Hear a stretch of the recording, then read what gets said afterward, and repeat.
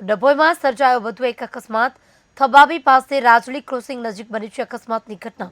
Car અને auto rickshaw વચ્ચે સર્જાયો અકસ્માત. સમગ્ર અકસ્માતમાં બનાવમાં 8 લોકો ઇજાગ્રસ્ત થયા છે. એક મહિલાનું ઘટના સ્થળે જ મોત નીપજ્યું છે તો 3 ગંભીર રીતે ઘાયલ છે. ઇજાગ્રસ્તોને વધુ સારવાર અર્થે હોસ્પિટલ ખસેડાયા છે. પોલીસ દ્વારા આગળની કાર્યવાહી હાથ ધરાઈ છે. ડભોઈ પાસે અકસ્માતની ઘટના બની છે.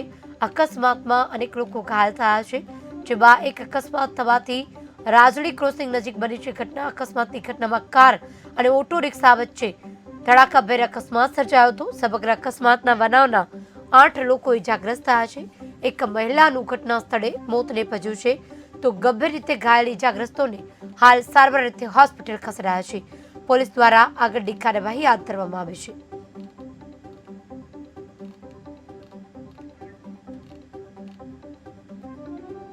સવારે અંદાજે 8:30-9 વાગ્યાની આસપાસ અમારા ગામના 4 બહેનો અને એ કામ અર્થે રિક્ષામાં બેસીને જતા હતા કિસાનનગર.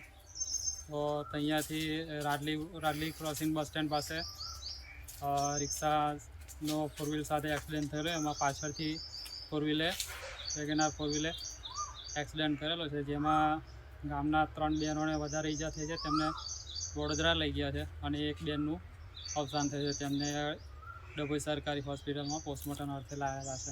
શું નામ છે? મંજુબેન મગનભાઈ